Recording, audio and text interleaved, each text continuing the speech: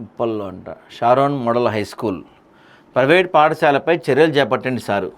ఏమైంది ఇక్కడ? Ganesh Sharon model high school 7వ తరగతి వరకు అనుమతి, 10 వరకు బోధనలు. విద్యారంగాన్ని వ్యాపారంగా మారుస్తున్న షారోన్ మోడల్ హై స్కూల్ పుస్తకాలు, యూనిఫామ్లు, బెల్ట్లు, బూట్ల అమ్మకాల పేరిట తల్లిదండ్రులు దోచుకుంటున్న ప్రైవేట్ స్కూళ్ళు. యాక్చువల్గా విద్య వ్యాపారం కాదు కదా మన దగ్గర. మరి స్కూల్లో ఇవన్నీ అమ్ముతుంటే పర్మిషన్ ఎవడిస్తున్నాడు? వీళ్ళకి ఎవడు పట్టించుకోవట్లేదా?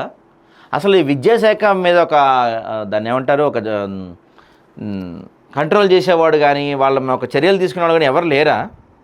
ఇది ఒక్క స్కూలే కాదు, షారోన్ మోడల్ హై స్కూల్ అంట. ఇట్లాంటి స్కూల్స్ అన్నీ ఇంకా 4 రోజులు పోతే నాకు తెలిసి ఈ స్కూల్స్ ఏమంటాయంటే మీరు కూరగాయలు, ఫ్రూట్స్, చికెను, మటను, మీరు చెప్పులు, షూస్, బట్టలు, డ్రాయర్లు, బన్నీలు కూడా మా స్కూల్లో కొనుక్కోవాలని చెప్తారేమో వీళ్ళు. మనం తినే బియ్యం కూడా మీరు మా స్కూల్లో కొనుక్కోవాలని చెప్తారేమో. ఇంకొన్నాళ్ళు పోతే స్కూల్స్ పరిస్థితి అట్టయింది. ఎందుకంటే ఇప్పటివరకు ఈ స్కూల్స్లో ఏముంటుంది, షూస్ అక్కడే కొనుక్కోవాలి, యూనిఫామ్ అక్కడే కొనుక్కోవాలి, పుస్తకాలు అక్కడే కొనుక్కోవాలి, బ్యాగులు అక్కడే కొనుక్కోవాలి.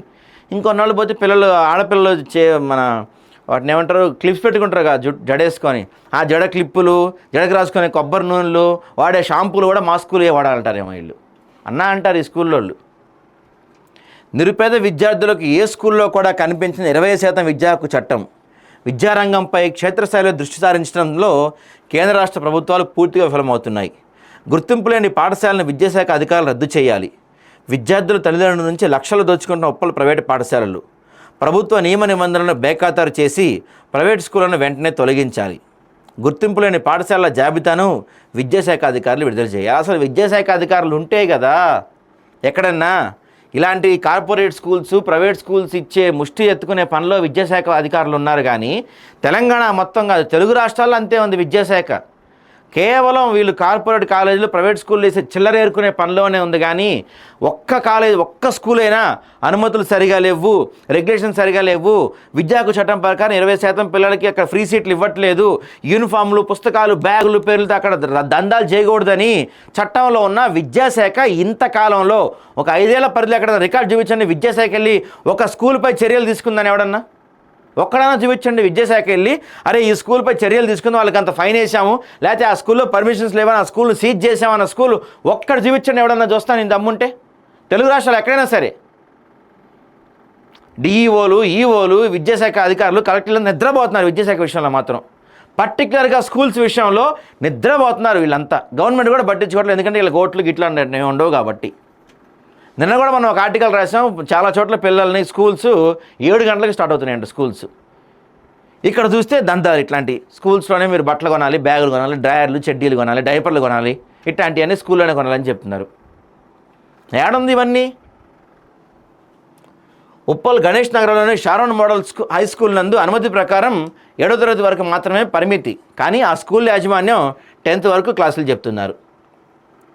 తల్లి, తండ్రి, గురువు, దైవం అన్నారు. విద్యార్థుల భవిష్యత్తును తీర్చిదిద్దాల్సిన ఉపాధ్యాయులే కాసులకు కక్కుర్తిపడి విద్యార్థుల జీవితాలు చెలగటమాడుతూ, పేద విద్యార్థుల తల్లిదండ్రుల రక్తాన్ని తాగుతూ, అధిక ఫీజులతో వసూలుకు పాల్పడుతూ, విద్యార్థులకు పాఠశాలలో అనుకోకుండా జరగడానికి కరెంట్ షార్ట్ సర్క్యూట్ ప్రమాదవశాత్తు జరిగితే కనీసం ఫైర్ సేఫ్టీ కూడా లేదు. దానికి బాధ్యులు అధికారులా లేక స్కూల్ యాజమాన్యమా? ప్రభుత్వ నిబంధనలకు విరుద్ధంగా వ్యవహరిస్తున్న షారోన్ మోడల్ హై స్కూల్ పైన చర్యలు చేపట్టాలని స్థానికులు మండిపడుతున్నారు. ఉప్పల్ మండలంలో అనుమతులు, పర్మిషన్స్ లేని నిబంధనలు పాటించిన ప్రైవేట్, ప్రైమరీ స్కూల్, హై స్కూళ్ళు బోల్డ్ అని ఉన్నాయి. పుట్టగొడుగులా పుట్టుకొస్తున్నాయి. గుర్తింపు లేని పాఠశాలలు లక్షల్లో పుట్టుకొస్తున్నాయి. ఇటు స్కూల్పై సంబంధిత అధికారులు తెలిసినా కూడా మాకు ఎలాంటి పట్టే లేదన్నట్టు వ్యవహరిస్తున్నారు. లక్షలు పెట్టి స్కూల్ కట్టు అనే నినాదంతో గుర్తింపు లేని స్కూల్ పైన చర్యలు తీసుకోవడంలో పూర్తిగా విఫలమవుతున్నారు. పాఠశాల యాజమాన్యాలు చెల్లిస్తున్న ముడుపులు తీసుకుంటూ యథేచ్ఛగా పాఠశాల యాజమాన్యాల తొత్తులుగా మారుతున్నారని స్థానిక ప్రజలు మండిపడుతున్నారు. విద్యాశాఖ గుర్తింపు మేరకు అనుమతులు లేకుండా అక్రమంగా నడుస్తూ 2025-26 విద్యా సంవత్సరానికి ముందుగానే అడ్మిషన్లు చేపడుతున్నా కనీసం కన్నెత్తి కూడా పాఠశాల వైపు చూడటం లేదు. వీటిపైన విద్యాధికారులకు ఎన్నిసార్లు ఫిర్యాదు చేసినా వారు నిమ్మకు నిరతులు వ్యవహరిస్తున్నారంటే లోపల లక్షల్లో ఒప్పందాలు కుదుర్చుకున్నారని పరిమితికి మించి బోధనలు నడిపిస్తారు అసహనం వ్యక్తం చేశారు. కనీసం మౌలిక వసతులు లేకుండానే పాఠశాలలు నడుపుతున్నారు. అదేవిధంగా ప్రతి స్కూల్లోనూ పెద్ద సమస్యగా మారుతున్న విషయం విద్యార్థులు ఆడుకోవడానికి తగిన ఆట స్థలం లేక మానసికంగా చాలా ఇబ్బందులకు గురవుతున్నారు. అలాగే శుభ్రమైన మరుగుదొడ్లు లేని జిహెచ్ఎంసీ అనుమతులు లేకుండా యథేచ్ఛగా నడిపిస్తున్న స్కూళ్ళు ఎన్నో ఉన్నాయి. విద్యార్థుల జీవితాలతో చెలగాటమాడుతున్నారు. పర్మిషన్ లేకుండా ఉప్పల్ మండలం ప్రైవేటు పాఠశాలలు ఎన్నో ఉన్నాయి. కనీస వసతులు కూడా కరువు. కానీ ఫీజులు మాత్రం వేలకు వేలు వసూలు చేస్తూ యాజమాన్యాలు దండుకుంటున్నారు. మరి ముఖ్యంగా కొన్ని పాఠశాలలో 7వ తరగతి అనుమతులు పొంది 10 వరకు క్లాసులు చెప్తున్నారు. సో మరి వీటిపై మేడ్చల్ జిల్లా కలెక్టర్ కార్యాలయాన్ని ముట్టడిస్తామని విద్యార్థి సంఘం ఆగ్రహం వ్యక్తం చేశారు. అదేవిధంగా కార్పొరేట్ పాఠశాలలు విచ్చలవిడిగా ఏర్పాటు చేసి నిబంధనలు బేఖాతరు చేస్తూ తరగతులు నిర్వహిస్తున్నారని ధ్వజమెత్తారు. ఓవైపు ప్రభుత్వ విద్యా సంస్థలు బలోపేతం చేస్తున్నామని చెబుతూ ప్రైవేట్ కార్పొరేట్ పాఠశాల ఆగడాలు అరికట్టడంలో విద్యాశాఖ అధికారులు పూర్తిగా ఫెయిల్ అవుతున్నారని స్థానికులు మండిపడుతున్నారు. దీంట్లో డౌటే లేదండి, 100కి 100% దీంట్లో డౌటే లేదు. విద్యాశాఖ అధికారులు నిమ్మకు నిరెత్తినట్టు కాదు, ఇంకా పెద్ద పదం ఏదన్నా వాడచ్చో వాడకూడదో తెలియదు కానీ మళ్ళీ ఫీల్ అవుతారు అంటే కానీ దున్నపోతు మీద వర్షం పడ్డట్టే ఉన్నారు వీళ్ళంతా విద్యాశాఖ అధికారులు అందరూ. నేను ఇక్కడ పర్టికులర్గా ఈ పాయింట్ అని చెప్పట్లా, తెలుగు రాష్ట్రాలు అందరూ అంతే ఉన్నారు.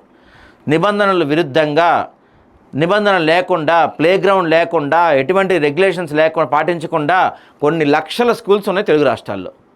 విద్యాశాఖ అధికారులు పట్టించుకోవట్లేదు. వాళ్ళకి అవసరం లేదుగా, వాళ్ళకి రావాల్సిన చిల్లర వాళ్ళకి వస్తుంది కదా.